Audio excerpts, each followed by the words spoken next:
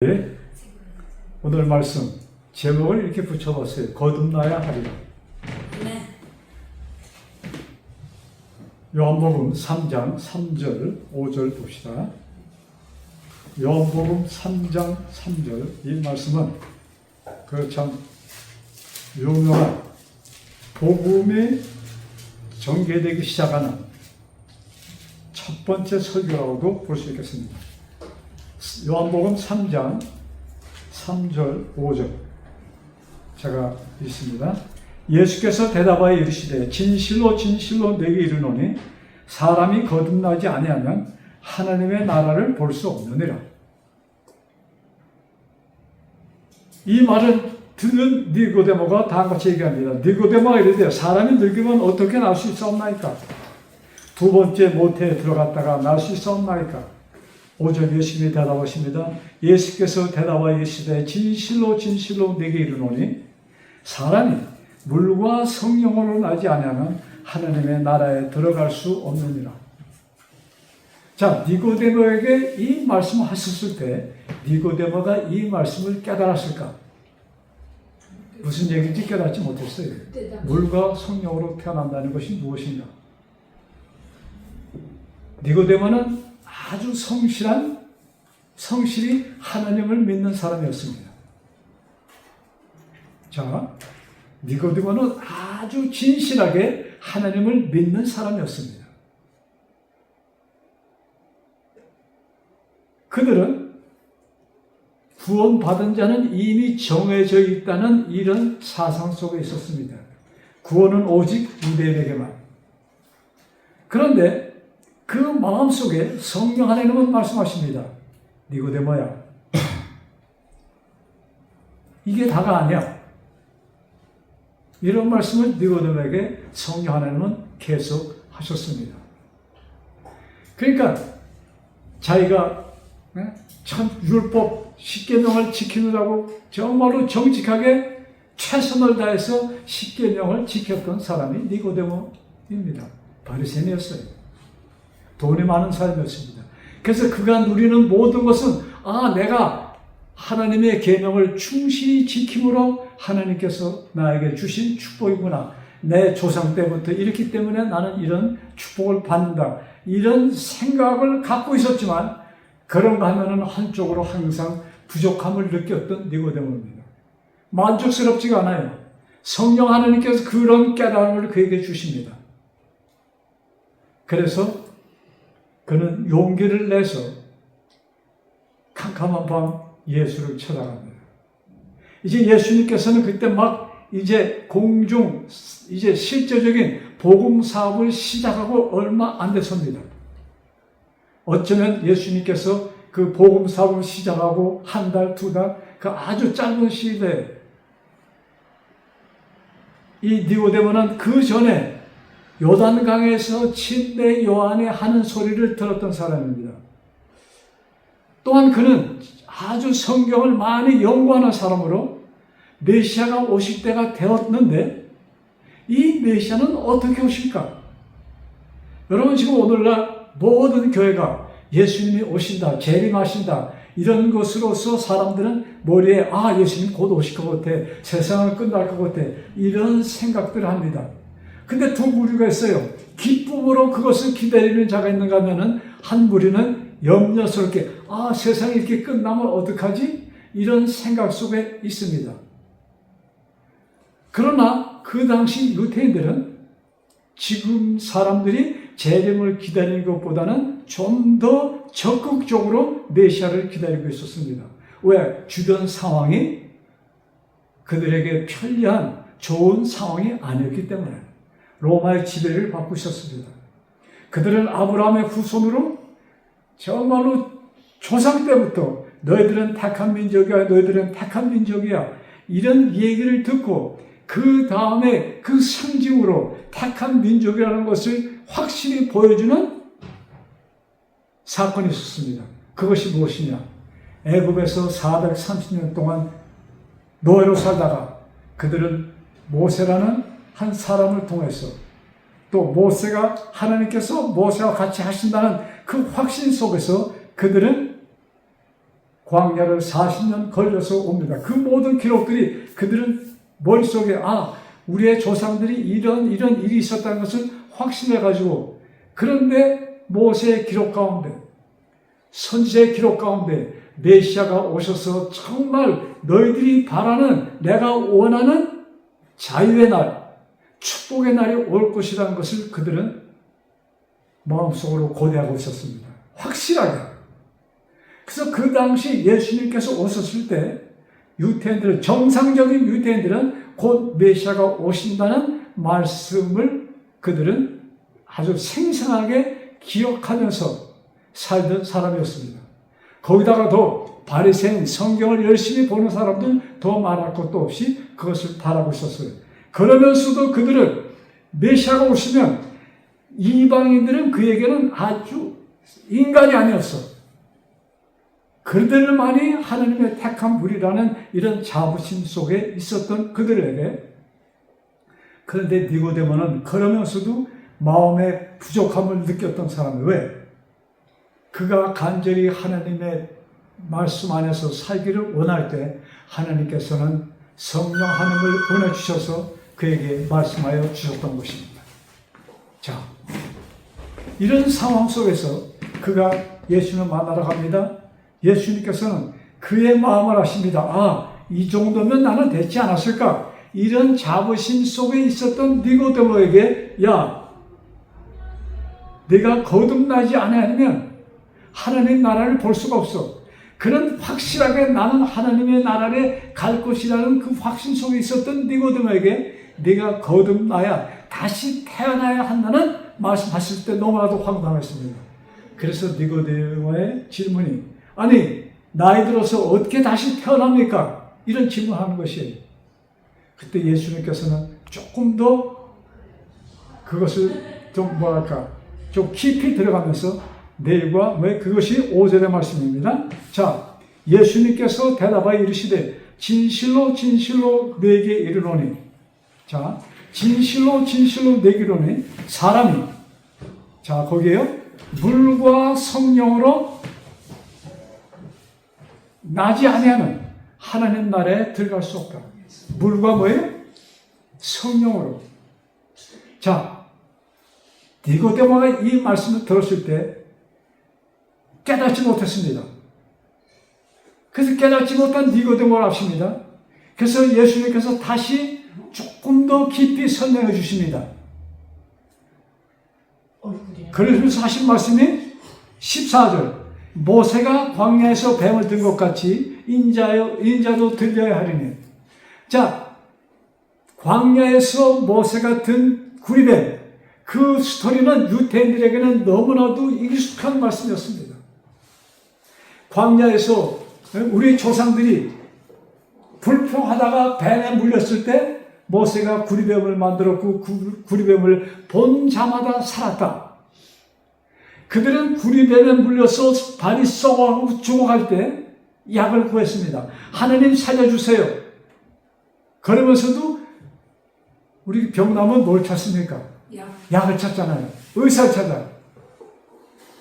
그런데 그들은 그 누구도 그들을 도와줄 수 없다는 상황 속에 빠졌을 때 울부짖게 됩니다.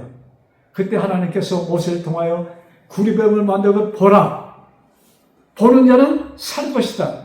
그런 조상 가운데 발이 썩어 들어오면서 죽던 사람들이 그것을 보는 순간 살았던 생생한 기억을 그들은 갖고 있었습니다. 그 말씀을 하시면서 뭐예요? 나도 나무에 달릴 것인데 그것을 보는 자는 살 것이다.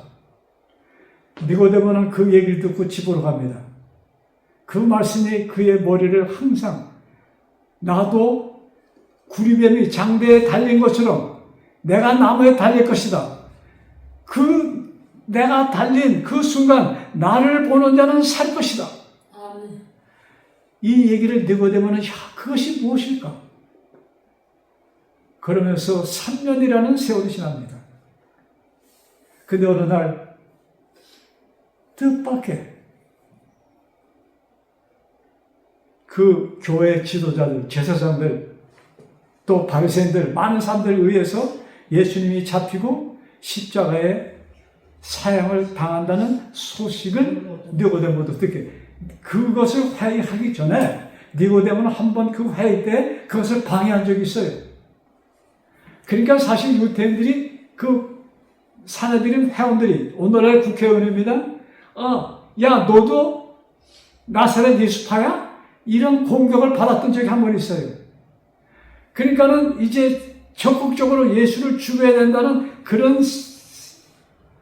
그 공식적인 회의 석상보다도 그들이 앉아서 그런 얘기를 주고받을 때 니고데모 이런 사람들 좀 피했습니다. 근데 갑자기 예수님이 잡혔다는 소식을 듣게 되고, 그 다음날 예수님이 십자가에 달린 그 예수를 니고데모가 보게 됩니다. 그때 니고데모의 머리에 3년 전에 있었던 그 대화가 기억나는 거예요. 누구든지 내가 달린 것을 보면, 내가 나무에 달린 것을 보는 자는 살 것이다. 이 말씀이 니고데모의 마음속에 생생하게 기억나면서, 내가 만났던 예수, 바로 그가 메시아였구나. 후회를 합니다. 근데 그는 이미 숨을 거뒀어요. 여러분, 니고데모는 자기 있었던 그 많은 돈, 100근이나 되는 성경의 기록은 그 전에 그 후에 그렇게 장사를 한 사람을 장사 지내는데 그렇게 많은 향을 쓴 사람이 없었다고 기록합니다. 그냥 내가 가진 그 니고데모는 그 3년이라는 세월, 그것이 너무나 후회가 되어서 가진 전 재산을 팔아서 향을 사다가 예수님의 장례식을 그의 친구 아리마다의 요셉과 같이 장례식을 치릅니다. 쓸쓸한 장례식이었어요. 제자들도 참석지 않았습니다. 두려워서. 니고데모는 메시아, 그러면 어떤 일로, 이제 그가 메시아였으면은 이제 그분은 돌아가셨는데 어떻게 이 메시아, 이 복음 사업이 전개될 것인가? 암담한 가운데 니고데모가 처합니다. 그의 제자들도 도망갔습니다. 그 다음 새벽 예수님께서 제자들에게 나타나셔서, 그것이 뭐예요? 예수님께서 제자들이 두렵고 무서워서 방에 앉아 있을 때에 예수님이 나타나셔서 부활하신 예수님을 보여주고, 또 마리아에게 나타나서 나는 살았어, 이것을 보여줍니다. 그때 니고데모의 마음이 어땠을까요? 와, 이분은 살았구나. 그래서 초대교회, 이 초대교회 복음의 길을 터준 사람 가운데 니고데모, 그 다음에 아리마대 요셉, 이 두 사람이 자기의 전 재산을 풀어서 복음 사업을 시작했던 것입니다. 여러분, 자, 니고데모는 나는 율법을 지킴으로 정말로 하나님의 백성이라는 자부심 속에 있었던 사람입니다. 근데 다시 태어나야 되리라. 이 말씀이 무슨 뜻일까? 그것을 깨닫지 못했어요. 로마서 6장 보세요. 로마서 6장.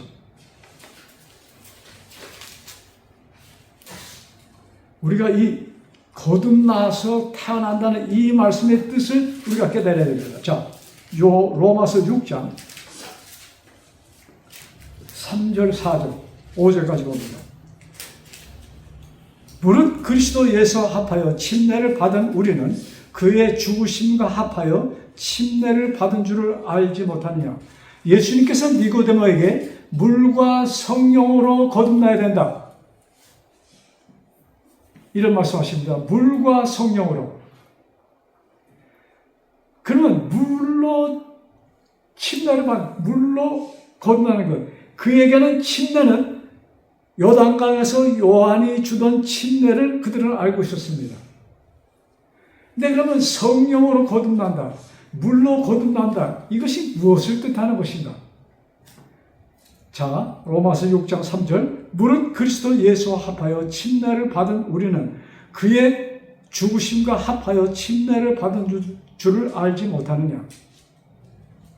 자, 요한은 물로 침례를 줬습니다. 그러면 이제 예수님을 따르는 자들은 무엇으로 침례를 받을 것인가? 물. 4절. 그러므로 우리가 그의 죽으심과 합하여 침례를 받음으로 그리스도의 죽음과 합하여 침례를 받았다. 그와 함께 장사되었나니 예수님이 십자가에서 죽으실 때 누가 함께 죽었어요? 내가 함께 죽은 것을 지금 사도 바울은 얘기하고 있습니다. 예수님이 십자가에서 죽으시는 그 순간 누가 죽은 거예요? 내가 죽었어. 근데 그 나는 누구예요? 죄로 태어난 나. 내 속을 우리가 한국말로 까발린다는 얘기죠. 내 속을 우리가 까발리면 남는 것은 뭐예요? 보이는 것은 죄예요. 그 죄를 없애기 위하여 예수님이 나의 죄를 뒤집어 쓰고 죽으심으로 나의 무엇도 죽었어요? 나의 죄가 죽었다는 사실을 지금 여기 사도 바울은 얘기하고 있는 것이야. 자, 5절. 만일 우리가 그의 죽으심과 같은 모양으로 연합한 자가 되었으면 예수님과 같이 예수님이 죽으시는 그 순간 내가 죽었으면 또한 그의 부활과 같은 모양으로 나도 살아나리라. 자, 예수님은 십자가에서 죽으셨어. 예수님의 제자들도 이제는 끝이구나 했습니다. 그래서 너무나 허탈했어. 와, 그 전까지 예수님의 그 제자라는 그것이 너무나도 뿌듯했어요. 여러분 생각을 좀 해보세요. 여러분 지금 이 뉴스타트에 우리 적은 교회 식구들인데 여기 책임지고 있는 강승섭이라는 장로가 그 많은 사람들에게 지금 점심이 준비한 데 있어. 교회 하면은 가장 우리 여집사님들이 걱정하는 게 뭐예요? 그날 뭘 점심에 먹을까? 이것이 앞서가. 이 사실은 이 교회가 방향이 지금 잘못되고 있는 것이요. 모든 교회가 무엇을 여러분, 점심 이것은, 여러분, 교회는 점심 먹으러 오는 것이 아니에요. 예배 드리러 오는 것이에요. 근데 집사님들이 머리가 그냥 완전히 이제는, 그래도 잘 먹여야지. 여러분, 먹으려면 식당 가지 왜 교회 옵니까? 여러분, 우리가 교회 와서는 나는 생명을 먹어야 된다. 예수님의 피를 마셔야 된다. 예수님이 주는 생수를 마셔야 된다는 그런 것으로 여러분 올인해야 되는 것입니다. 그의 것은 그의 것이에요. 정말로 지금 모든 교회가 방향이 삐뚤어졌어. 특별히 한국교회. 여러분, 그 예배 시간에 사람이 많든 적든 아무도 없어도 나 혼자라도 내가 여기서 내 기도드리는 순간 나는 생명수를 마시는 것이다. 예수님의 살을 먹는 것이다. 이런 생각으로 우리는 엎드려서 기도해야 되는 것이에요. 이럴 때 성령 하나님께서 나를 진짜 예수님의 살과 피를 나에게 먹여주시는 것입니다. 여러분, 다른데 우리가 잡생각에 빠져서는 안 돼요. 제발. 그래서 우리가 여러분 마귀가 얼마나 정말로 그냥 올인하여서 여기 들어오는 사람들의 마음을 흩어지게 한다고 할 것이라고 여러분 상상해 보셨어요? 여러분, 마귀는 우리의 지능을 능가하고도 상상을 초월하는 지능자가 마귀입니다. 그가 올인하는 것은 뭐예요? 어떻게 하면 하나님의 말씀을 듣지 못하게 하는 것, 그것입니다. 거기에 올인하여 있어요. 그래서 우리가 정말로 성경에 이런 말씀이 있어요. 빌립보 4장 두려움과 떨림으로 구원을 이루라. 여러분, 그 말씀은 조건적으로 하는 말씀이 아니에요. 두려움과 떨리면 너의 구원을 이루라. 어떻게 보면 구원을 내가 이루는 이런 잘못 우리가 곡해할 수 있어. 그러나 그 말씀은 무엇인가? 나에게 나를 위하여 베푸신 그 은혜, 나의 죄를 없애기 위하여 베푸신 그 하나님의 그저 엄청난 상상을 초월하는 예수님의 희생. 여러분, 우리는 지금 오늘날 교회가 어떤 생각을 갖고 있나? 예수님은 육체로 오셨어. 인간으로 오셨어. 그와 동시에 어떤 생각을 갖고 있는가? 그는 하나님이셨어. 네? 그는 하나님이시기 때문에 모든 것을 극복할 수 있었다. 이런 생각을 갖고 있습니다. 여러분, 예수님은 마귀가 예수님을 시험합니다. 마귀가 예수님을 시험했을 때 하나 많아야 그런 생각을 했을까요, 마귀가? 그런 생각을 했을까요? 안 했을 것 같아요. 여러분, 마귀는 하나님 바로 밑에 그만큼 지혜를 갖고 있는 자입니다. 그가 예수님을 봤을 때, 나는 이를 넘어뜨릴 수 있어 하는 것을 알았기 때문에, 할 수 있다는 가능성을 보았기 때문에 예수님을 향하여 도전장을 내립니다. 그래서 만에 하나 예수님이 마귀의 돌을 너무나 배고팠어. 참지 못하고 떡을 만들어서 잡수셨다면 어떻게 됐을까? 사람들은 그렇게 상상을 안 합니다. 그는 하나님이었어. 여러분, 거기 예수님이 마귀에게 이 온 천하를 내가 쉽게 줄 테니까 너 죽을 필요도 없어. 예? 죽을 필요도 없어. 마귀는 예수님이 죽을 것을 아셨습니까? 압니다. 알았어요. 그러니까 거기에 긴 대화가 없어요. 그러나 마귀가 그런 얘기를 했을 때 나한테 엎드려 절하면 당신 이 세상 인류를 구원하러 왔잖아. 이 사람들 당신의 편으로 만들기 위해서 왔잖아. 힘들게 할 게 없어. 나한테 한번 꿀뻑 절하면 내 이것을 그냥 공고로 줄게. 이 얘기입니다. 솔깃했을까요, 귀가? 솔깃할 수 있는 것이죠. 그때 만에 하나 예수님이 거기에 굴복했다면 어떤 일이 인류에게 일어났을까? 인류에게는 구원이 없습니다. 그걸로서 끝났을까요? 그러면 예수님은 하나님이셨기 때문에 다시 하늘로 갔을까? 여러분, 만에 하나 예수님이 실패했어. 근데 예수님은 하나님이었기 때문에 당신은 다시 하늘로 가. 그러면 예수님이 정말로 하늘을 잃어버릴 수 있는 그런 가능성을 두고 오셨다고 믿을 수가 있어요? 여러분,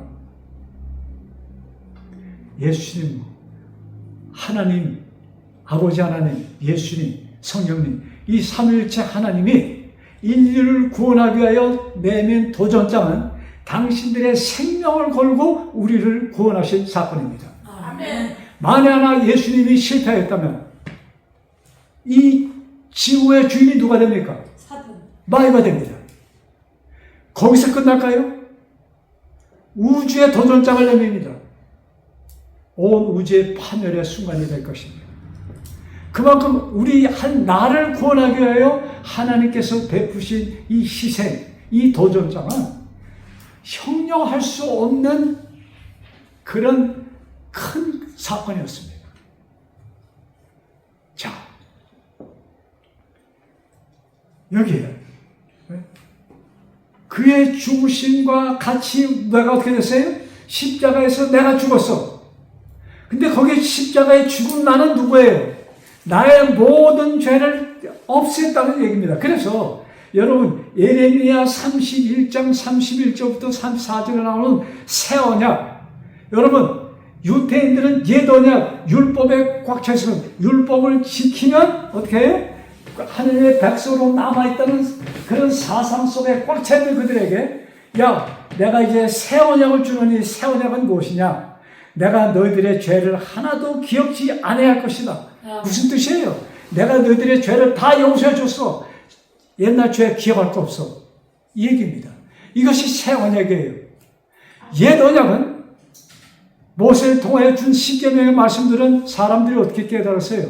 조건적입니다. 내가 이것을 지킬 때. 그래서 유대인들은 조건적인 하나님은 구원을 조건적으로 하시나 내가 말 잘 들으면 구원이고 말을 안 들으면 지옥이라는 이런 사상 속에 있었던 사람들이 유대인이야.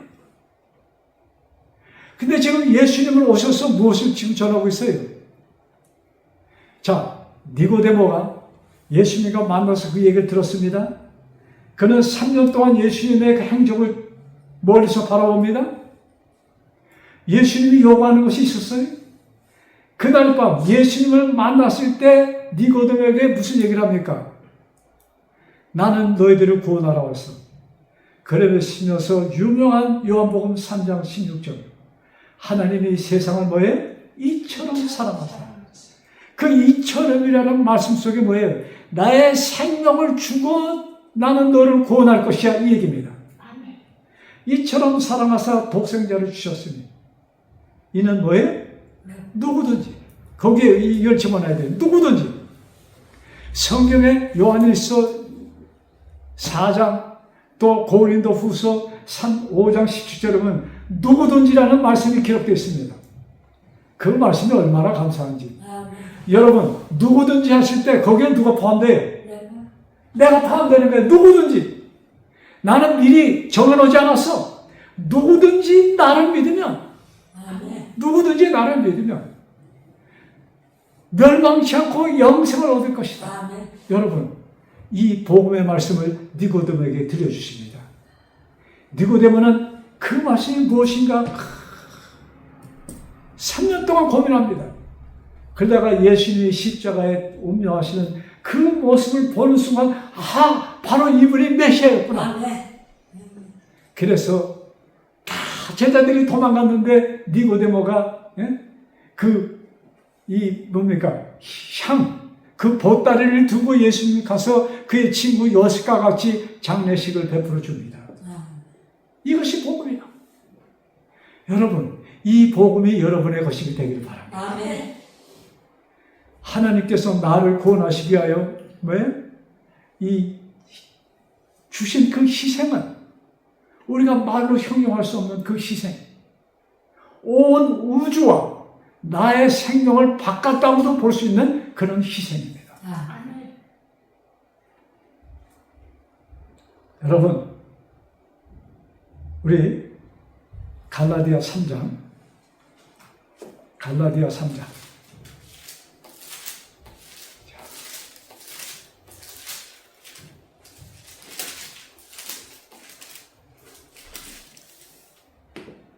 예수님께서는 우리들에게 무엇을 보여주십니까? 하나님, 너희들이 내 안에 가면 너는 뭐예요?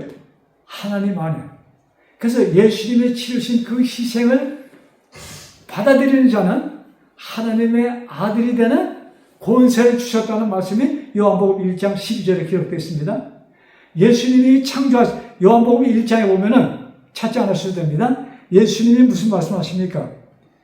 태초에 요한이 쓴 요한복음 1장에 태초에 말씀이 계시니라. 그 말씀은 누구랑 같이 계셨고 하늘과 같이 계셨고 그 말씀은 또한 하나님이셨고 그 말씀은 뭐예요? 세상을 창조하신 분이야. 그 말씀, 세상을 창조하신 그분, 그 말씀의 하나님 예수 그리스도가 이 땅에 와서 너희를 구원하러 왔는데 믿는 사람들이 없더라.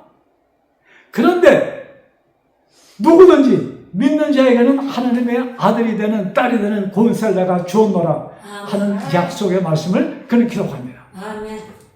그래서 하나님께서 우리들을 뭐예요? 그냥 지나가는 사람이 아니야. 너는 내 아들이야. 여러분 성경에 내가 너를 낳았도다 할 때 그 표현은 예수 그리스도를 향한 표현도 하지만 나를 향한 표현입니다. 내가 너를 낳았도다. 여러분 하나님께서 우리를 그렇게 지키지 않으면 우리는 설 수가 없어요. 여러분, 유대인들이 정말로 하나님의 그 백성이 되고자 얼마나 노력을 해서 율법을 지킵니까? 우리들은 그들을 조롱합니다. 아, 저 율법주의자들.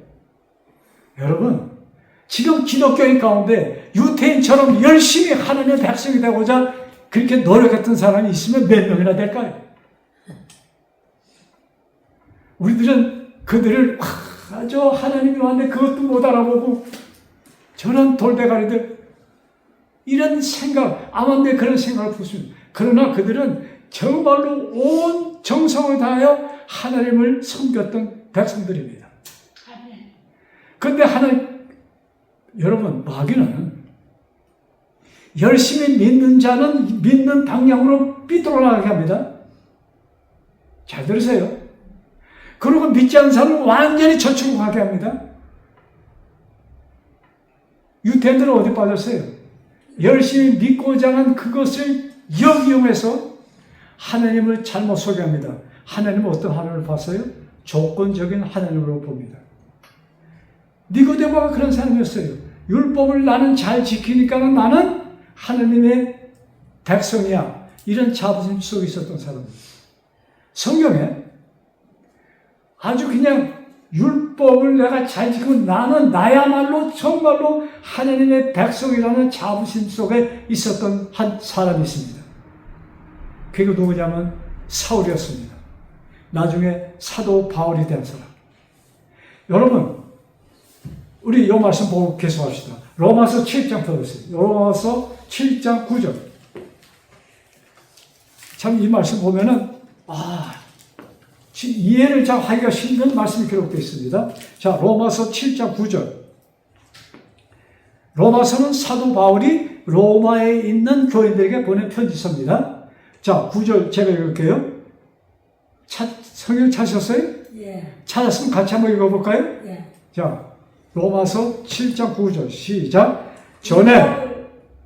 전에 율법을 깨닫지 못했을 때에는 내가 살았더니 계명의 이름에 죄는 살아나고 나는 죽었도다. 자, 사도 요한이 전에 율법을 깨닫지 못했을 때, 사도 요한이 율법을 깨닫지 못했을 때가 있었습니까? 사도 요한은 사도 바울 얼마나 율법을 철두철미하게 지켰던 사람입니까? 십계명에 비춰보니까 예수는 뭐예요? 이단자야. 왜? 예수가 뭘 안 지켰어요? 십계명을 안 지켜. 넷째 계명을 안 지켜. 예수님이 안식일날 뭐예요? 병자를 고쳐주지 않나? 그의 제자들을 데리고 다니는데 제자들이 그 밀밭에 가다가 뭐예요? 이거 여러분 그거 해봤는지 몰라. 밀 껍질이니까 손으로 한 벗겨지죠? 그럼 우리 어렸을 때 밀 한 점 씹으면서 껌을 만들 때 기억하세요? 어려서? 밀로 자기 입으로 껌 만드는 거? 밀 생밀 칵 씹으면 나중에 뭐가 남아요? 글루텐.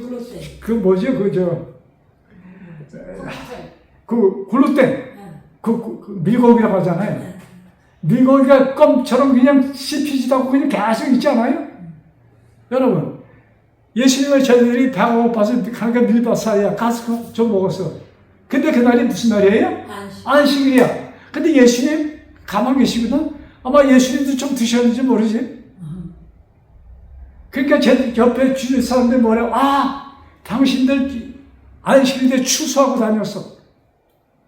안식일날 병 고쳤어. 왜 연이나 그 많은 날짜 그 시간도 왜 안식일날 해? 그래서 예수님은 십계명을 어겼다는 그 이스라엘 법에 의해서 예수님이 죽게 됩니다. 그러다 보니까 예수님이 뭐라 그래? 내 아버지께서 일한다고 그래. 신서모독죄구나. 자, 사도 바울, 이 사도가 되기 전에 그의 이름은 사울이었습니다. 이 사울이 하나님 편에서 하나님을 위해서 하나님을 섬기지 않는 자들을 그냥 막 죽이고 다녔던 인물이 사도 바울입니다. 사울이에요. 근데 그가 편지를 쓰면서 전에 율법을 깨닫지 못하였을 때, 여러분, 바울이 이 사울이 율법을 깨닫지 못할 때가 있었어요. 얼마나 율법을 철저히 지킨 사람인데. 그러면 여기에 이 말씀은 무엇일까? 율법을 알긴 알았는데, 쉽게 하면 율법을 알긴 알았는데 그걸 어떻게 알았어요? 조건적인 하나님으로 알았습니다. 내가 십계명을 지킴으로 나에게 구원이 있다는 이런 사상 속에 이 사울이 빠졌던 것입니다. 그래서 그가 뭐예요? 자, 계속 봐요. 전에 율법을 깨닫지 못했을 때는 내가 살았더니, 자, 혈기왕성했습니다. 살았습니다. 그래서 율법을 어기는 예수님의 그 제자들을 잡아 죽이는 일에 뭐예요? 사도 바울이 앞장섰던 것입니다. 그래서 처음으로 공개적으로 사람을 돌로 쳐 죽인 사건이 스데반을 죽이는 일에 앞장섰던 사람이 사울입니다. 이 사도 바울이라는 사람이 그걸 한 것이에요. 근데 이게 웬일입니까? 스데반이 돌에 맞아 죽으면서, 돌에 맞았으니까 피투성이 되잖아요. 그 많은 사람이 돌을 여기 치고 피가 막 줄줄 흐르는데, 스데반은 그 순간 자기가 이제 곧 죽는다는 걸 압니다. 그러면서 그 자기에게 돌을 던지는 사람들을 봅니다. 그 중에 누가 눈에 띄었을까요? 주모자가 보입니까? 주모자가 보여. 저기 멀리 앉아있는 사울이라는 그 사람, 살기 등등한, 저 마음에 만족스러워. 야, 내가 정말로 하나님의 일을, 여러분, 사도 바울, 이 사울이 스데반을 돌로 쳐 죽일 때 그는 아주 자신있게 내가 무슨 일을 한다고 생각했을까요? 하나님의 일을 한다고 아주 자신있게 스데반에게 돌을 던졌던 사람입니다. 그걸 보는 순간 그 마음에 좀 이렇게 느꼈을까요? 뭔가? 그러면서도 그 표정을 보니까 누굴 미워하고 저주하는 표정이 아니야. 천사의 모양이라고 얘기했습니다. 성경은 그렇게 기록해요. 천사의 모양이라는 것이 뭐예요? 평화가 넘치는 그의 모습. 그러면서 그는 기도합니다. 하나님, 저들이 무슨 짓 하는지 모르고 합니다. 저들의 죄를 용서해 주세요. 그 모습을 이 사도 바울이 봤을 때 양심에 좀 꺼리낌이 있었을까요? 그 기도하는 모습, 그날 밤에 집에 가서 사실은 이 사울 잠을 못 잡니다. 쇼크 먹는 일 보면 밤을 잠 못 자잖아요. 그것이 맴돌아. 그러나 그는 한쪽으로 그다음에 그래도 나는 무슨 일을 했어요? 나는 하나님을 위해서 내가 일을 했어. 내가 내 기분 좋으로 한 것이 아니야. 이렇게 마음에 위로하면서 다시 자부심을 가지고 며칠 있다가 어디 가고 있었어요? 다마스코. 다메섹이라는 거. 지금 시리아의 수도 다마스코입니다. 성경에 나오는 다메섹. 그걸로 뭐하러 가고 있어요? 사람 죽이러 갔습니다. 무슨 사람들? 예수님을 따르는 사람들을 죽이라, 숙청하라 그 동네에 가다가 누굴 만난 거예요? 예수님께서 직접 나타나셔서 사울아, 사울아, 네가 무슨 짓 하고 있어? 그때 사울이 당황해서 아니, 당신 누굽니까? 너무나도 생생하게 그의 귀에 들려 사울아, 자기 이름을 부르잖아요. 사울아, 사울아, 네가 왜 나를 핍박해? 당신은 누굽니까? 네가 핍박하는 예수야. 그때 사도 바울은 그러고 보니까 앞이 캄캄해. 아무것도 안 보여요. 사람들의 손에 끌려서 그 동네에 들어갑니다. 하나님은 그를 버리지 않으셨어요. 당신의 종을 보내서 그의 눈을 뜨게 합니다. 하나님께서 직접 나타나서 사울아, 나는 내가 핍박하는 예수야. 이 한마디가 사울을 어떻게 했어요? 그 순간 사울이 무엇을 기억했을까요? 무엇이 떠올랐을까요? 돌에 맞아 피가 철철 흐르는 그 순간에도 상대를 위하여 기도하는 스데반의 모습을 사울은 떠오르게 됩니다. 예수님의 종들은 이런 마음. 내가 예수였으면, 내가 스데반이었으면 저주했을 텐데, 지금 그 예수는 나를 위하여 뭐예요? 다시 회개의 기회를 주시는구나. 거기서 사도 바울은 무엇을 깨달아요? 하나님은 아무 조건 없이 우리를 용서하여 주셨구나. 아멘. 이 순간이 사도 바울이 거듭나는 순간이었습니다. 여러분, 거듭난다는 것은 지금 침례를 받으면 거듭났다고 이렇게 생각을 합니다. 그러면 과연 이 교회에서 침례 받은 사람들이 1000명, 10,000명, 1,000,000명이었으면 그 중에 정말로 거듭난 사람이 몇 명이나 될까? 세례 받는 순간 사람들은 거듭났다고 생각을 합니다. 실제적으로 지금 수천만, 수억의 사람들이 침례를 받았어. 그 중에 정말로 거듭난 사람은 몇 명이나 될까? 여러분, 주위 생각할 거 없어요. 나를 봐야 돼. 우리는 거듭났다 하면 어떤 것을 생각해요? 도덕적인 차원에서, 와, 하나님을 믿는다면서 어떻게 당신이 이런 일을 해? 우리는 대담하게 그렇게 사람을 정죄합니다. 그럼 과연 이 땅에 정죄할 수 있는 사람이 있다면 과연 누가 누구를 정죄할 수 있을까? 내가 십계명을 거울 삼아 볼 때 나는 그것을 지킬 수 있는 사람일까? 저는 그것을 볼 때마다 나는 할 수 없어. 이것이 저의 고백입니다. 나는 지킬 수가 없어. 우리는 탐심으로 쌓여있는 인생들입니다. 우리는 유혹받을 때 나도 모르게 풍덩 빠지는 자들이에요. 이렇게 연약한 자들입니다. 하나님께서는 이것을 아시고 인생들이 얼마나 고민에 빠질 것을 아십니다. 특별히 하나님을 믿겠다는 사람들이 더 많은 고민에 빠지게 되어 있습니다. 이 세상 삶이 그래요. 그때 예수님은 우리를 향하여 수고하고 무거운 짐진 자들아 다 내게로 오라. 우리는 그 안에서만이 평화가 있는 것입니다.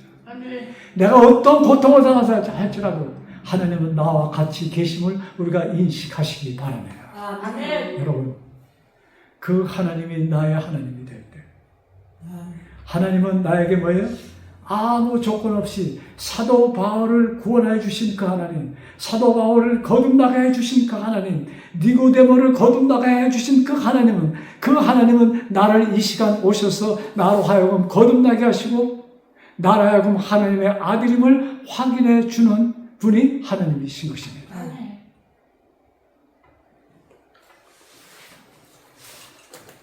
여러분, 빌립보서,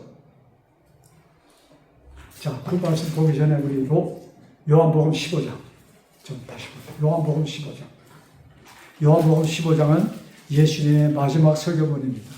제자들 떠나기 전 십자가에 달려 돌아가시는 바로 그날 잡히시는 바로 몇 시간 전에 하신 고별 설교가 요한복음 15장의 말씀입니다. 자, 무슨 말씀을 했는가? 그냥 여러분, 그냥 너무나 성경을 그냥 줄줄줄줄 고민하면서 우리가 말씀을 보시기 바랍니다. 15장 10절. 그 전에 이런 말씀하죠. 나는 포도나무요 내 아버지는 농부라고. 나는 포도나무의 원줄기고 너는 가지야. 네가 나에게 붙어 있어야 돼. 이런 말씀하십니다. 그러면서 여기 10절. 내가 아버지의 계명을 지켜 그의 사랑 안에 거하는 것 같이 내가 아버지의 계명을 지켜. 예수님께서 무슨 계명을 지키셨어요? 예수님께서 지키신 아버지의 계명은 무엇입니까? 무조건적인 하나님. 예, 아무 조건 없이 여러분 인류를 구원하기 위한 그 계획은 어디서 나온 것이 하늘에서 이 땅에 내려오시기 전에 아들 예수님, 아버지 하나님, 성령 하나님 이 세 분께서 인류를 구원하시기 위한 뭐예요? 계획이었습니다. 거기는 조건이 붙을 수가 없어. 새 언약을 주면서 여러분 새 언약의 의미가 무엇이에요? 옛 언약을 너희가 못 지켰어. 이스라엘 백성을 향해서 하시는 말씀입니다.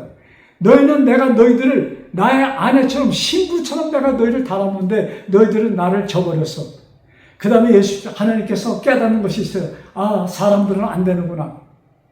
그러면 사람들로 하여금 진짜 나의 백성이 되도록 하나님께서 하신 일이 뭐예요?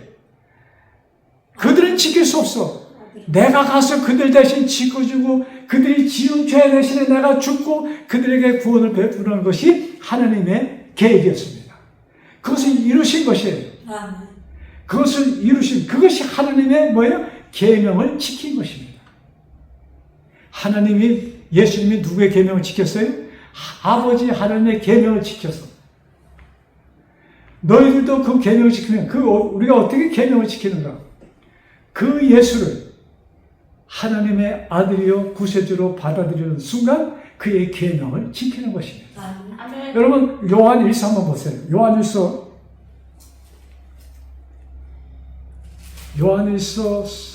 성경 뒤에 388페이지. 요한 1서 3장 23절. 자, 그의 계명은 이것이니, 요한일서 391페이지입니다. 그의 계명은 이것이니 곧 그 아들 예수 그리스도의 이름을 믿고, 자, 하나님의 계명은 뭐예요?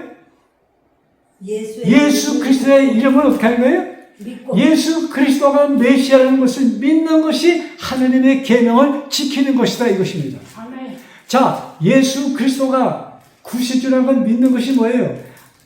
내가 어떤 일을 해서 내가 구원 얻는 것이 아니고 아무 조건 없이 하나님께서 오셔서 나를 대신해서 죽으시고 나에게 새 생명을 주셨습니다. 그것을 믿는 것이 하나님의 계명을 지키는 것이다. 아멘이에요? 그렇게 기록되어 있습니까? 예. 예.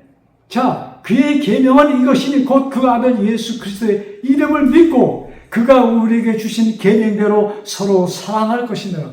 여러분, 하나님께서 나를 이렇게 구원하시다는 것이 그 사랑, 그 말씀이 나를 완전히 지배할 때 나에게서 나오는 모든 말씀은 무슨 말씀이 될까요? 사랑의 표현이 되는 것입니다. 아멘. 여러분, 사랑은 조건이 붙을 수가 없는 것이 사랑입니다. 제가 올해 2026년 시작하면서 많은 사람들의 메시지를 보내면서 행복하세요, 행복하세요, 행복하세요, 이 글을 썼습니다. 하나님 사랑해요, 하나님 감사합니다, 행복하세요. 여러분, 그 행복은 누구만이 줄 수 있는 것이에요? 하나님만이 주실 수 있는 것입니다. 아멘. 언제 우리가 행복을 느낍니까? 평화가 있을 때. 내가 사랑받는 것을 느낄 때 나는 행복합니다. 하나님께서 나를 어떻게 해요? 아무 조건 없이 나에게 구원을 주셨음을 감사합니다. 아멘. 하고 표현할 때 우리는 행복할 수가 있는 것입니다. 정말로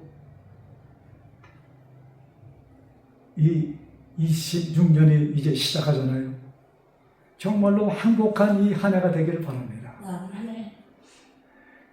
근데 마귀는 그것을 방해합니다. 그래서 빌립보서에 두려움과 떨림으로 너희 구원을 이루라, 이 말씀이 무엇인가? 내 마음이 불편할 때, 불편한 일이 많이 생길 때 어떻게 하면 돼요? 나를 구원하시기 위하여, 내 주변에 있는 그 사람들을 구원하시기 위하여 하나님께서 어떤 희생을 베푸셨는가, 그것을 기억하시기 바랍니다. 그런 마음을 하나님께서 주시기 바랍니다. 그것을 기억할 때, 나를 구원하시기 위해서 하나님께서는 참으셨구나. 여러분, 사랑은 뭐예요? 오래 참고. 여러분, 26년 살다 보면 괴로운 일이 생깁니다. 살다 보면 불편한 일이 생깁니다.